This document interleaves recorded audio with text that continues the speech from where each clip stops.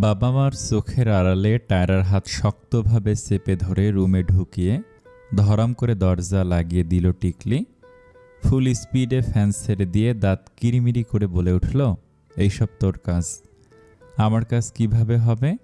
আমি তো তোর সাথেই। ছুটে আসা আগুনের ফুলকির ন্যায় টিকলির রাগের ধমকে টায়রার কথা আর শেষ হয় না। কেঁপে উঠে সে চোখ মুখ খিঁচে বন্ধ করে। হ্যাঁ নাকি না? টায়রা ধীরে ধীরে মাথা নাড়িয়ে অসহায় চোখে বলে, আমি কিছু করিনি তো। এক থাপ্পড়ে সব দাঁত ফেলে দেব বেয়াদব। এর জন্য আমার এক কথায় বাসরের জন্য রাজি হয়েছিলি তুই, আর এদিকে আমি হিসাব মেলাতে পারছিলাম না তোর এত সহজে সব কিছু মেনে নেওয়ার। তারা কোনো উত্তর করে না, চুপচাপ আলাভোলা মুখে দাঁড়িয়ে থেকে পা দিয়ে ফ্লোরে খুঁড়তে থাকে। টিকলি বড় করে শ্বাস নিয়ে চোখ কুঁচকে, কবে থেকে চলছে এসব প্ল্যান? এ কথা বলে। জানি না। তুই বলবি না? টিকলি বড় বড় চোখ করা হুমকিতে টায়রা দাঁত খিঁচে বলে, বলছি এরকম করিস না, ভয় লাগে। নাটক না করে বল বাল। মাসখানেকের মতো হবে। মা একদিন ফোন দিয়ে কান্নাকাটি করে বলেছে, বাবা নাকি তোর ছোটবেলার ছবিগুলো দেখছিল। দেখতে দেখতে টলমলে চোখে দরজা আটকে রুমে বসে থাকে। মারও তোর জন্য খারাপ লাগছে। পরে আমি মাকে বলেছিলাম, তোর সাথে আদর ভাইয়ের বিয়েটা আবার ঠিক করলেই সব ঠিক হয়ে যাবে। মা হয়তো এই কথা বাবাকে বলেছিল। তার মধ্যে আমরা সবাই একসাথে সিলেট গিয়েছি শুনে বাবা ভেবেছে তোর আর আদর ভাইয়ের মধ্যে এখনো সম্পর্ক আছে। পরিবারের কথা ভেবে তোরা এগোচ্ছিস না, তাই বাবা আমার শ্বশুরের সাথে দেখা করেছে। টিকলি আক্রোশে চোখ মুখ বন্ধ করে টায়রার গালে ঠাস করে একটা চর মেরে হুঙ্কার দিয়ে প্রশ্ন করল, আমি তোদের সাথে সিলেটে থাকতে চেয়েছিলাম? টায়রা চর খেয়ে গালে হাত রেখে টলমলে চোখে ফ্লোরের দিকে চেয়ে ডানে বামে মাথা নাড়ায়। টিকলি মাথার চুল খামচে ধরল, বড় বড় নিঃশ্বাস ফেলে নিজেকে ধাতস্থ করে খাটে গিয়ে বসল। হাত ধরে টেনে বসালো টায়রাকেও। টায়রার মাথাটা নিজের বুকে নিয়ে ধীর স্বরে বলল, ওই দিনের ওই কথাগুলোর জন্য সে আমাকে একবারও সরি বলেনি। ওর মধ্যে কোনো অনুতপ্ত বোধের চিহ্ন নেই। বাবাকে ছোট করে দিলি আবার। টিকলি গলাটা ধরে এলো, বুকে পাথর বেঁধে স্তব্ধ হৃদয়ে বলে উঠল, আদর আমাকে ভালোবাসে না টায়রা। আমার জীবনের চেয়ে বড় কোনো দুঃখ নেই, এর থেকে ব্যর্থ আর কোনো শব্দ নেই। টিকলি সিলিংয়ের দিকে মুখ করে বেহায়া চোখের জলগুলো ঠেসে ঠুসে আবার চোখের ভেতরে ঢুকিয়ে দিয়ে টায়রাকে চুমু দিয়ে গালে খানিকটা আদর করে ওকে নিয়ে রুম ছেড়ে বেরিয়ে এলো। ড্রয়িং রুমে জামিলুর রেজা, শায়লা আক্তারের উচ্ছ্বাস শোনা যাচ্ছে। চোখে মুখে প্রফুল্লতা দুই মেয়েকে পেয়ে। টিকলি সেই উৎফুল্লতা মন ভরে চেয়ে দেখল, আজ রাতে ওরা সবাই টিকলির কাছেই থেকে যাবে। টিকলি মৃদুস্বরে নিজের রক্তক্ষয়ী বুককে জানান দিল, কি হতো যদি এই পরিবর্তনটা আরও আগে আসত। খানবাড়িতে বহুদিন বাদে এক আশ্চর্য ঘটনা ঘটেছে। খাবার টেবিলে আজিম খান আদরের জন্য অপেক্ষা করছে। তাদের বাবা ছেলের মাঝে মতের মিল কোনো কালেই ছিল না। উপরন্ত ছেলের পছন্দের মেয়ের বিপক্ষে গিয়ে দেখা গেল বিগত 7 মাস থেকে তাদের একসাথে খাবার টেবিলে বসা তো দূর, মুখ দর্শনটুকু পর্যন্ত হয় না। মায়ের ফোন পেয়ে অনিচ্ছায় আদর বাড়ি এলো 10টার দিকে। খেতে খেতে কী সব কথা বলার জন্য নাকি তাকে ডাকা হয়েছে। সে ঘণ্টাখানেকের জন্য বাড়িতে এলো। চেয়ারে বসতে বসতে আর চোখে বাবাকে দেখে নিয়ে মায়ের উদ্দেশ্যে বলল, কি হয়েছে তাড়াতাড়ি বলো। 1 ঘন্টার সময় নিয়ে এসেছি আমি, অলরেডি 10টা 20 বাজে। বাপ যে এখানে আছে তার ছেলে বেমালুম ভুলে গেছে। বাপের সাথে কোনো কুশল বিনিময় নেই, সালাম কালাম নেই। এলো, হাত মুখ ধুলো, মাকে কটা খাবার দিতে বলল। খেতে খেতে তাড়া দিতে শুরু করলো। একটা বেয়াদব বেপরোয়া ছেলে। শুধু কি একটা, তার বউয়ের পেট থেকে বের হওয়া দুটোই পৃথিবীর শ্রেষ্ঠ বেয়াদব, বেপরোয়া বেহায়া, অকাল কুষ্মাণ্ড, অপদার্থ। ছোটটার তো লাজ লজ্জার বালাই নেই, আর বড়টার দেহে প্রাণে কোথাও কোনো ভয় ডরের ছিটে ফোঁটা নেই। সেই সাথে আজিম খানের বউয়ের পেট থেকে বের হওয়া এই দুই ছাগলের মধ্যে একটা মিল হলো, দুটোর মধ্যেই কোনো আদব কায়দার বালাই নেই। দেখো দেখো কেমন বেয়াদব ছেলে, বাপ বসে আছে সামনে, আর একজন ফোন ঘুতিয়ে খাচ্ছে, আর একজন মাথা নিচু করে টপাটপ করে খেয়ে যাচ্ছে। যেন এই জগৎ দুনিয়ায় এই মুহূর্তে ওই খাওয়া ছাড়া গুরুত্বপূর্ণ আর কোনো বিষয় নেই। আজিম খান স্ত্রীর দিকে চোখ দিয়ে ইশারা করলেন, বিনিময়ে মনোয়ারা খান ফিরতে ইশারা দিলেন। আজিম খান চোখ পাকিয়ে দেখে নিয়ে গলা খাকারি দিয়ে উঠলেন। গুরুত্বপূর্ণ কাজ নামক খাওয়া থেকে মুখ তুলে আদর অতি সাধারণভাবে প্রশ্ন করল, কিছু বলবে? আজিম খান অপ্রস্তুত হলেন, আমতা আমতা করে থমথমে মুখে উত্তর দিলেন, না। তাহলে মায়ের চোখে চোখে কথা বলা বন্ধ করো। এত কথা থাকলে ঘরে গিয়ে দরজা বন্ধ করে বলো, বেয়াদব ছেলে। মনোয়ারা খান ছেলেদের প্রতি কারোর হুমকি ধামকি বরদাস্ত করেন না। তিনি মুখ টানা মেরে বললেন, তোমারই তো ছেলে, তুমি চুপ থাকো। ছেলে পাগল মহিলা, তোমার পেট থেকে বের হয়েছে দেখেই এরকম বেয়াদব হয়েছে। আমার পেট থেকে বের হলে কোনোদিনে এত অসভ্য হতো না। আদ্র কিটকিটিয়ে হেসে উঠে বলে, আব্বু, আমি তোমার পেট থেকে বের হয়েছি, না হলে এত ভদ্র বাচ্চা কি করে হলাম? ভদ্র না ভাদ্র? আদর খেতে খেতে উত্তর দেয়। আদ্র চিৎকার করে ওঠে, ভাইয়া, এমনিতে আমার বউ বাড়িতে নেই, এই শোকে খাওয়া দাওয়া ভুলে গেছি, তুমি আবার মনে করিয়ে দিলে। এখন তো আমার খাবার আর গলা দিয়ে নামবে না। আম্মু। আদ্র মুরগির রানে বড় করে কামড় দিয়ে ছিঁড়ে নিল। আজিম খান কপাল কুঁচকে দেখে বলেন, ও বলে আমার পেট থেকে বের হয়েছে। স্যাঁ। আদর পানির গ্লাস হাতে নেয়। মনোয়ারা খান তাতে পানি ঢেলে দেন। পানি খাওয়া শেষ করে রয়ে শুয়ে আদর বলে, চলো বাবা, তোমাকে জাদুঘরে রেখে আসি, সাথে তোমার ছোট ছেলেকেও। ব্রেকিং নিউজ হবে, বাপের পেট থেকে ছেলে বের হয়েছে। এতদিনে এই গোপন তথ্য ফাঁস হয়েছে। বড় ছেলে তাদের সংরক্ষণ করে জাদুঘরে রাখার সিদ্ধান্ত নিয়েছে। চুপ থাকো, অসভ্য সব। আদর হাত ধুয়ে টিস্যু দিয়ে মুছে নিল। বাবার মুখোমুখি চেয়ার নিয়ে বসে বলল, তোমার হাতে আর মাত্র 20 মিনিট সময় আছে। কিছু বলতে চাইলে বলতে পারো, না হলে আমি রুমে গেলাম। আজিম খান বিরক্তির চোখে তাকালেন। কি খেয়েছে এগুলোকে জন্ম দিয়েছিলেন মনোয়ারা খান? দুটোই তাকে চাপের মুখে রাখতে ওস্তাদ। আজিম খান নড়েচড়ে বসলেন। টিকলির বাবার সাথে দেখা হয়েছে। আদর ভুরু কুঁচকায়। আদ্র ভাইয়ের কানে ফিসফিস করে, ডালমে কুছ কালা হে ভাইয়া, না হলে টায়রার বাবা থেকে টিকলির বাবাতে কিভাবে কনভার্ট হলো? চিকন ভুরু জোড়া কুঁচকে আদরও তাই ভাবল। এই প্রথমবার আদ্রর ভাবনার সাথে আদরের ভাবনা মিল খেল। আদর বাবার দিকে চেয়ে রইল আরও কিছু শোনার অপেক্ষায়। তিনি তোমার আর টিকলির বিয়ের কথা বলছিলেন। আমিও ভাবছিলাম, কিন্তু তোমাদের মতো অসভ্য ছেলে যার ঘরে আছে সে তো কোনো কিছুতে ভরসা পায় না।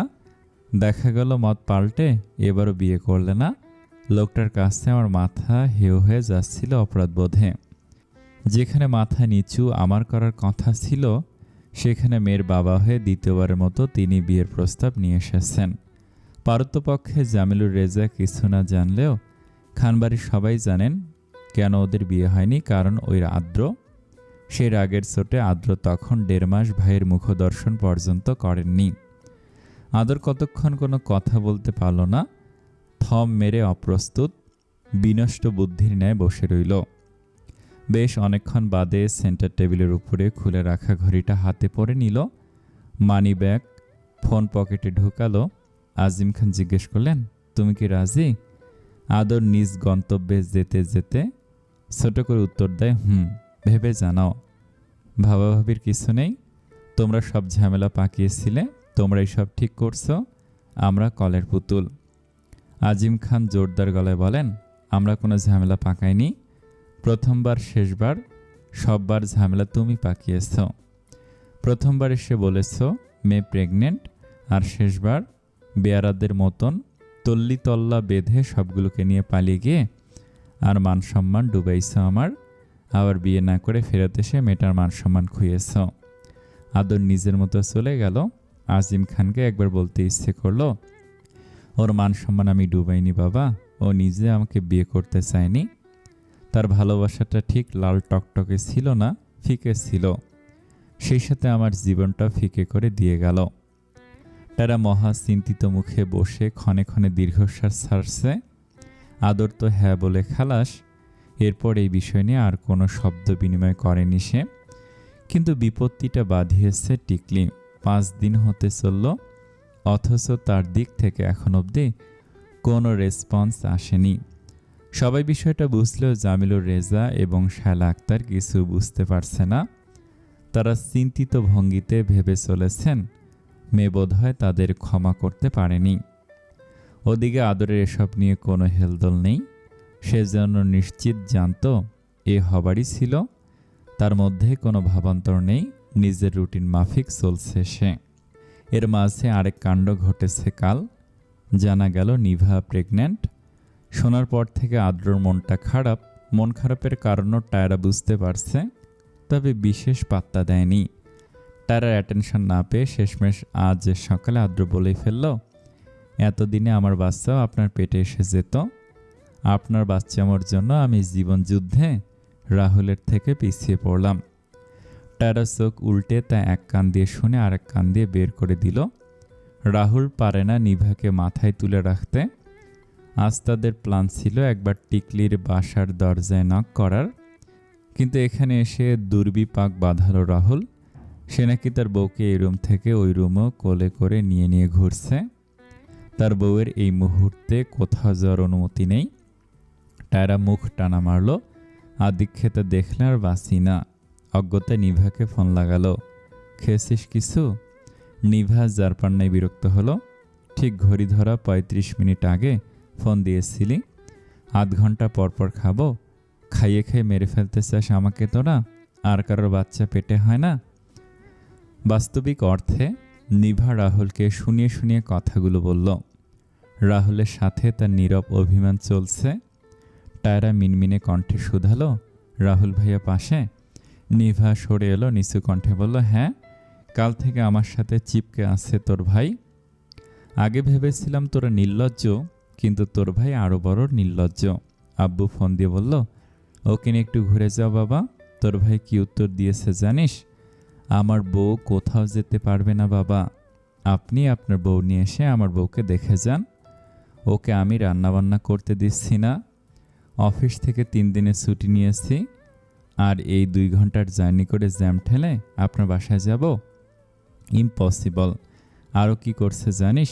একটু পরপর এটা সেটা নিয়ে এসে খাওয়াচ্ছে। এই ফল, এই ডিম, এই ব্রেড, এই ভাত, এই জুস, এই দুধ। ওয়াশরুমে গেলেও আমার পেছন পেছন গিয়ে দরজার কাছে দাঁড়িয়ে থাকে। উফ উফ, বিরক্ত হয়ে গিয়েছি আমি কাল রাত থেকে। বাকি 3 দিন যে কিভাবে পার করব?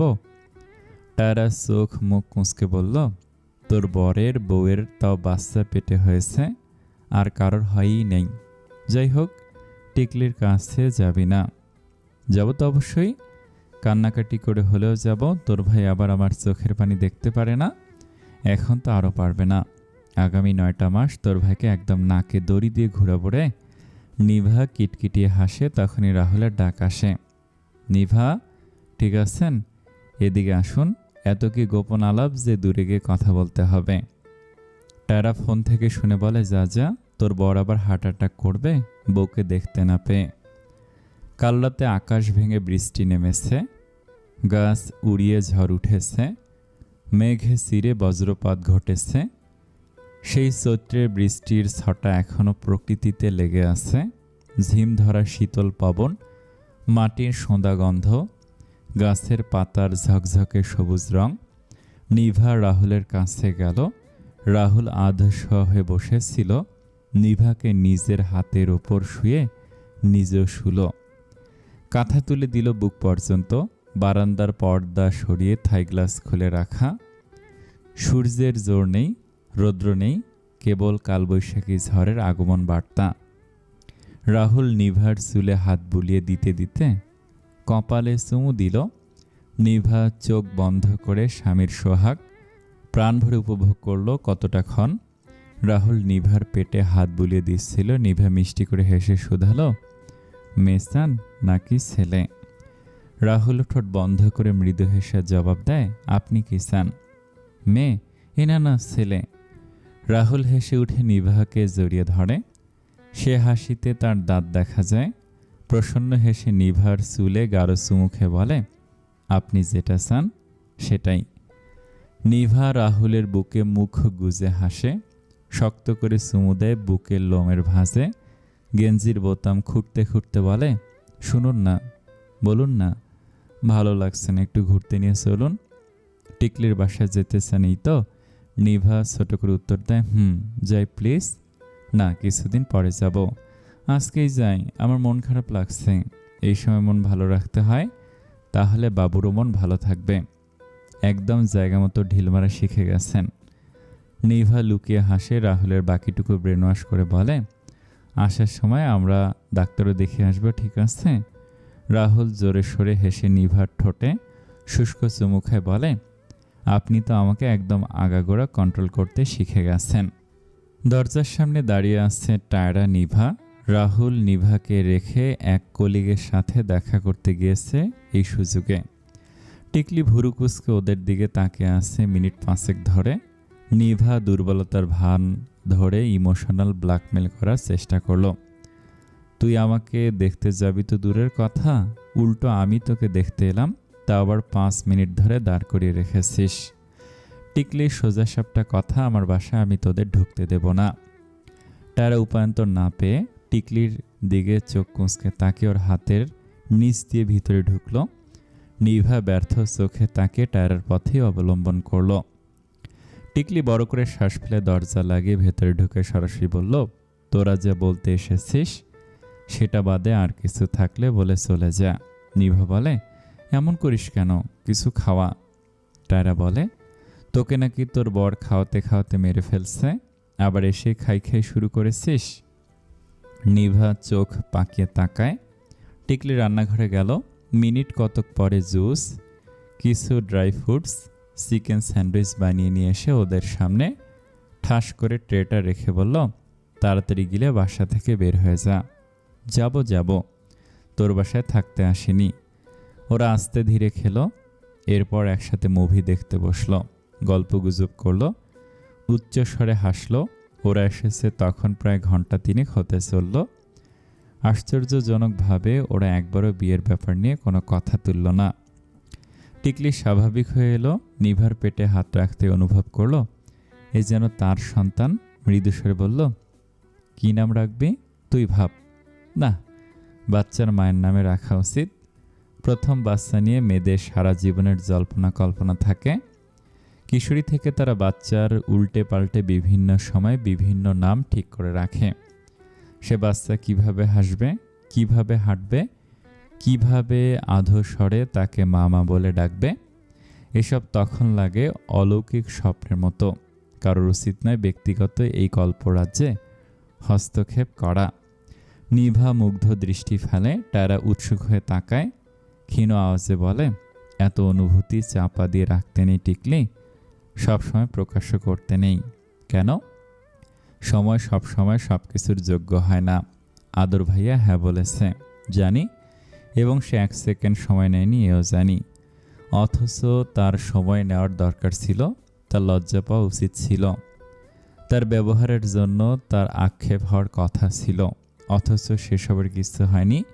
সে বিন্দাস, তাকে কোনো কিছু ঠেকায় না, তার পরিতাপ হয় না। এই আদরকে আমি চিনি না, এই আদরকে আমি ভালোবাসিনি, এই আদর আমাকে ভালোবাসেনি। যে বেসেছিল সে অন্য মানব ছিল, আমার স্বপ্ন ছিল, আর অন্য আদর ছিল বলেই তখন সে আমায় গভীর মায়া দিয়ে যত্ন করে হাওয়াই মিঠাইয়ের ন্যায় ভালোবেসেছিল। আমি সেসব ভুলে যেতে পারি না কেন? টায়রা নিভা উত্তর দিতে পারল না। কিছু বিষয়ে যার যার ওপর ছেড়ে দিতে হয়, নিজ থেকে ভেবে যে সিদ্ধান্তে পৌঁছাবে তাই সই। কখনো কখনো অহেতুক বোঝানো চলে না, অনুভূতিতে জোরাজুরি চলে না। এই যে কি সুন্দরভাবে আদর নিজের কথাটুকু ব্যক্ত করে টিকলির ব্যাপারটুকু মুক্ত মনে টিকলির ওপরে ন্যস্ত করল। আর কোনো রাগ কাটেনি আদর। ওরা সবাইও তাই করল। ওই মুহূর্তে ওটাই ঠিক ছিল। টিকলি ভেবে কেঁদে রাত জেগে নিজেকে পুড়িয়ে মাথায় ব্যথা ধরিয়ে যে সিদ্ধান্তে পৌঁছাবে তা হবে অপ্রকৃত, নৈসর্গিক। সেদিন ছিল শ্রাবণের শেষ দিন। সে বর্ষার মৌসুমে বৃষ্টিকে সাক্ষী রেখে ওদের প্রেমের ছন্দপতন ঘটেছিল। সেই ছন্দপতন জিয়ে রইল বর্ষার অন্তিম ক্ষণ হতে বসন্তের পবন অবধি। অতঃপর আজকের এই চৈত্রের বর্ষণে নিভৃতে বসে টিকলি হিসেব কষতে শুরু করলো সেই দিনের। কি বললে বা কি না বললে আজ মন পবনে চৈত্রের ফুলগুলো দোল দিত। প্রেম প্রেম গন্ধ লেপটে যেত সারা শরতে, হেমন্তে, পৌষে, ফাগুনে। ওরা পালিয়ে যাত্রা করলো কাজী অফিসের দিকে। বাস ধরেছিল। মিনিট 15 পর জামিলুর রেজা ফোন দিয়ে হু হু করে কেঁদে উঠলেন। বুঝার পর বাবাকে কখনো কাঁদতে দেখেছে বলে টিকলির মনে পড়ে না। সে ছোট থেকে জেনে এসেছে বাবারা কাঁদে না, বাবারা প্রিয়জনদের হাসায়। প্রিয়জনের এই একটু হাসির বিনিময়ে, পরিশ্রমে রক্তপানি করে। সে ছোট থেকে জেনে আসা তিতা সত্যের দেয়ালখানা যখন শব্দ তুলে কাঁচের টুকরোর ন্যায় ভেঙে গেল, টিকলির মন মস্তিষ্কখানা অবাক তুলে ওর চোখেও পানি আনল। টিকলি বরাবরই বাবা মায়ের লক্ষ্মী, বাধ্য সন্তান। বাবা অন্তপ্রাণ, ভালোবাসার ঘরে থাকা এই মেয়েটার মনে তখন ভয়। দুরু দুরু বুকে ভেবে চলল নানা অপ্রাসঙ্গিক চিন্তা। বাবা যদি হার্ট অ্যাটাক করে বসেন, চিন্তায় যদি প্রেশার বেড়ে যায়, খাওয়া দাওয়া বাদ দেয়। প্রেমিক অন্ধ প্রেমিকা থেকে তৎক্ষণাৎ হয়ে উঠল বাবা অন্ধ মেয়ে। টিকলি সারাটা পথ চুপচাপ এল। আধ ঘন্টা পর বাস থেকে নেমে দাঁড়িয়ে কাজী অফিসের দিকে রওনা দিল। বিয়ে হওয়ার কথা ছিল টিকলি আদরের আগে, কিন্তু হঠাৎ বাদ সাধল টিকলি। সে বাঁধ কিছুটা আঁচ করতে পেরেছিল টায়রা। সে কোনো কালেই বাবা মার লক্ষ্মী বাধ্য সন্তানটি ছিল না। তার চিন্তার ধারণাটা অন্যরকম। সে ভাবল, আগে নিজের মানুষটাকে পেয়ে নেই, বাবা মা নিশ্চয়ই সন্তান ফেলে দিবেন না। কিন্তু আদ্রকে হারালে সারা জীবনের জন্য নিজের প্রাণের কাছে হেরে যাবে, মরে যাবে, নিঃশ্বাস ফেলবে কি করে তখন? আদ্র, টায়রা, রাহুল, নিভার বিয়ে হয়ে যেতেই আদর যখন হাসি মুখে টিকলির হাতটা ধরল, টিকলি আদরের সব খুশি তুলোর ন্যায় হাই উড়িয়ে দিয়ে বলে ফেলল, আমি এখন বিয়ে করতে চাই না ডাক্তার। আদর মিনিট 5 বুঝে উঠতে পারল না টিকলির কথাটা। অবুঝ চোখে সে থেকে অপ্রকৃত কণ্ঠে বলে উঠল, কি? টিকলি চোখ বন্ধ করে মিনিট 2 সময় নিয়ে নিজেকে ধাতস্থ করে বলে, আদর, আমরা বাবা মার পারমিশন নিয়ে বিয়েটা করি। একটু কষ্ট হবে ওদের মানাতে, কিন্তু ওরা ঠিক বুঝবে। ওরা সবাই তখন বাইরে এসে দাঁড়িয়েছে আদর টিকলিকে ঘিরে। আদর তখন অবোধের ন্যায় প্রশ্ন করে, মানে? টিকলি অসহায় দুর্বিষহ কণ্ঠে বলে, আদর, বাবা কাঁদছে। সে রাতে রৌপ্য রশ্মির ছটায় সে গিয়েছিল প্রকৃতি। ওরা জ্যোৎস্নায় ভেজেছিল। আদর বরাবর শান্ত ঠান্ডা মাথার ছেলে। ওদের সম্পর্কের সময়টায় টিকলিকে ধমক দেওয়া তো দূর, উঁচু গলায় কথা অবধি কখনো বলেনি, কিন্তু বলল সেদিন। সেই প্রথমবার উদ্ভ্রান্তের ন্যায় গলার রক ছিঁড়ে ফেলার ন্যায় চেঁচিয়ে উঠল, আপনি শুধু আপনার বাবার কথাটাই ভাবছেন? আপনি আমাকে নিয়ে একবারও ভাবছেন না? ভাবছি না, ভাবছেন না। ভেবে থাকলে এই মুহূর্তে এসে আপনি এই কথাটা বলতে পারতেন না। আপনার বাবা যদি আপনার কষ্ট করে বোঝানোটা ভালো মানুষের মতো বুঝেই নিত, তবে আপনাকে ঘরবন্দি করতো না। এই রাহুলের সাথে আপনাকে আজ বিয়ের আসরে বসতে হতো না। আমরা এভাবে নিজেদের প্রেস্টিজ মাটিতে মিশে তাদের সামনে দিয়ে পালিয়ে আসতাম না। টিকলি কথা বলতে চাইল, আদর সামনে হাত থামিয়ে দিয়ে বলল, বড় বড় শ্বাস ফেলে বলে গেল, সব কিছুর জন্য দায়ী ওই আপনার বাবা। আপনার বাবার বেশি বোঝার ফলে আজ আমাদের এই অবস্থা। আপনি ভুলে যাচ্ছেন আমার অবস্থানটা ঠিক কোথায়। আমি নিজের সম্মান বিসর্জন দিয়েছি, আপনার মুখ থেকে এসব কথা শোনার জন্য নয়। টিকলি অবিশ্বাসের ন্যায় তাকে বলল, আমার বাবা দায়ী? শুধুমাত্র আমার বাবা দায়ী? আর আপনার বাবা কিছু করেনি? আপনার বাবা আমার বাবাকে সর্বপ্রথমে ফোন দিয়ে যা নয় তাই বলেছে। হ্যাঁ বলেছে, তাই বলে আমাকে বিয়ের পিঁড়িতে বসাতে পারেনি। আপনার বাবা স্বার্থপর, আপনার কথা ভাবেনি। আপনি আপনার বাবার মতো স্বার্থপর বলেই আমার কথা ভাবছেন না। আপনার বাবা একজন কাওয়ার্ড, আপনিও কাওয়ার্ড। আপনার বাবার চোখের সামান্য পানি দেখে আপনি 2 সেকেন্ড সিদ্ধান্ত বদলে ফেলেন। কই, আপনার বাবা তো বদলায়নি।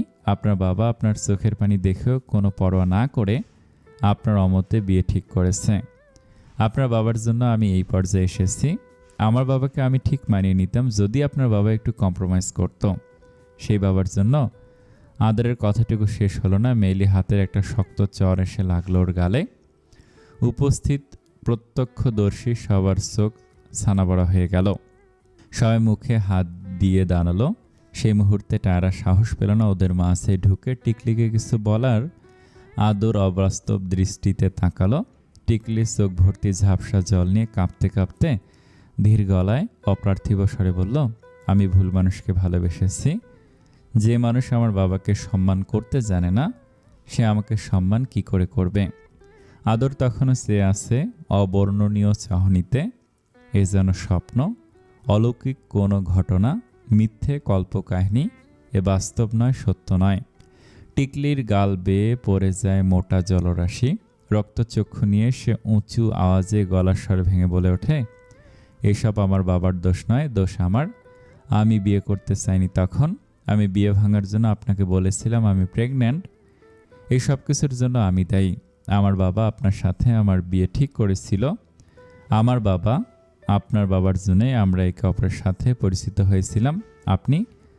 আপনি আমার বাবাকে অপমান করে এতগুলো কথা কিভাবে বলতে পারলেন? টিকলির কণ্ঠ অস্বাভাবিক, পরাবাস্তব। সে এই আদরকে চিনতে পারে না আদরও। সাদা অংশ লাল হয়ে যাওয়া ঝাপসা অচিন্তনীয় দৃষ্টিতে তাকিয়ে সে ভেবে যায়, এ তার চেনা টিকলি নয়। আদর উন্মাদের ন্যায় চুল খামছে ধরে। এদিক সেদিক তাকিয়ে নিজেকে ধাতস্থ করে। মুখ হাত দিয়ে হামলায়, ঘাম মুছে এরপর বলে, আমাদের বিয়েটা হবার নয় বলে বোধহয় হয়নি টিকলি, নয়তো এত জটিল হতো না এই যাত্রাপথ। সেই ছিল তাদের শেষ কথা। টিকলিকে পেছনে ফেলে সম্পর্কের সুতো কেটে শ্রাবণের বৃষ্টির সোঁদা গন্ধ পায়ে পিষে আদর চলে এসেছিল। কেবল ওই এক ভুল চর মনে পুষে রেখেছিল, আর সব কিছু সে ভুলে গিয়েছিল। টিকলি বারান্দার দরজায় হাঁটু মুড়ে বসে তাতে মাথা গুজল। সেদিন যদি সে চরটা না মারত, সেদিন যদি সে আদরকে যেতে না দিত, ঠান্ডা মাথায় বুঝাতো, বিয়েটা করে নিত, তবে জীবনের এই কাঠ গড়ায় এসে তাদের দাঁড়াতে হতো না। রাহুল পরিচিত হয়েও আজন্মের জন্য অপরিচিত হয়ে যেত না। সেই তো আদরের সাথে বিয়ে ঠিক হলো। বাবা মেনে নিল সব। তার আদ্রকে মেনে নিল। সব স্বাভাবিক হলো। মাঝখান থেকে আদর টিকলি ছিটকে পড়ল। সম্পর্কের গতি হারালো। জীবনের কয়েকটা মাস ক্ষয়প্রাপ্ত হলো। একটা দাগ মনের আনাচে কানাচে লেগে গেল। টিকলি বড় করে শ্বাস ফেলে আদ্রকে ফোন দিল। আদ্র ফোন ধরে জিজ্ঞেস করলো, কী সিদ্ধান্ত নিলে? টিকলি উত্তর দেয় না, ফোন কানে রেখে ঝিম্মরে বসে রয়। আদ্র নিরাশ গলায় বলল, বিয়ে তবে করবেই না? Decision final? টিকলি দীর্ঘশ্বাস ছাড়ে। ওনাকে বলবেন আমাকে ফোন দিতে এখনই। আদর ফোন দিয়েছিল গুনে গুনে 28 মিনিট পরে। টিকলি ফোন রিসিভ করতে নিজের গম্ভীর কণ্ঠে ঠেলে শুধালো, আদ্রকে দিয়ে ফোন দেওয়ানো কেন? কারণ নাম্বার নেই। আদর থেমে থেমে প্রশ্ন করলো, নাম্বার নেই? টিকলি চোখ বন্ধ করে দম নিয়ে বলে, না নেই, ডিলিট করে দিয়েছিলাম। আদরের চল শক্ত হলো। দৃঢ়তার ন্যায় অপেক্ষা করলো টিকলির পরবর্তী বাক্যালাপের জন্য। টিকলি আদরের মাঝে কোনো ভাবান্তর খুঁজে পেল না। তার মানে আদরে ইন্টারেস্ট নেই। বরগের একটা শ্বাস ফুসফুসে টেনে নিয়ে ধীর স্বরে বলল, কিছু কথা বলার ছিল। কথা বলতেই নিশ্চয় মানুষ ফোন দেয়। ফোনে তো আর সে দেখা যায় না। টিকলি তর্কে গেল না। আপনি নাকি বিয়েতে হ্যাঁ বলেছেন? হ্যাঁ, এটা জিজ্ঞেস করতে এত ঘটা করে ফোন দিতে বলেছেন? টিকলি হাত মুষ্টিবদ্ধ করে নিজের রাগ দমালো। এত শরীর জ্বালানো কথা। রুদ্ধশ্বাসে কণ্ঠে দৃঢ়তা এনে বলল, আমার কিছু শর্ত আছে। এসব বিষয়ে আমার সাথে কথা বলে লাভ নেই। শর্ত টর্ত যাই থাকুক না কেন, যারা বিয়ে ঠিক করেছে তাদের সাথে কথা বলুন। টিকলি দাঁতের দাঁত চেপে বলে, না, আপনার সাথে কথা বলতে হবে। বিয়েটা আমি আপনাকে করছি, তাই মাত্র জানলাম, জেনে খুশি হলাম। বলুন কি আপনার শর্ত? আমার হাতে আর মাত্র 8 মিনিট সময় আছে, এর মাঝে বলতে হবে। ঘড়ি ধরে বলতে পারবো না। আচ্ছা বলুন, আপনি 8 মিনিটে টিকতে পারবেন না? টিকলি দু চোখের মাঝে ভাঁজ ফেলে। আদরে এই ডোন্ট কেয়ার ভাবটাই টিকলির কোনো কালে পছন্দ না। রাগ দেখাবে না, ঝগড়া করবে না, উচ্চস্বরে কথা বলবে না, কিন্তু এমনভাবে ইগনোর করবে, ডোন্ট কেয়ার একটা ভাব নিয়ে চলবে যে অপর পাশের মানুষের তৎক্ষণাৎ মরে যেতে ইচ্ছা করবে। টিকলি সেসবের দিকে আর গেল না। ঝাপসা অন্ধকারে বারান্দার দরজায় বসে ধনিষ্ঠ কণ্ঠে নিজের সিদ্ধান্ত জানিয়ে দিল।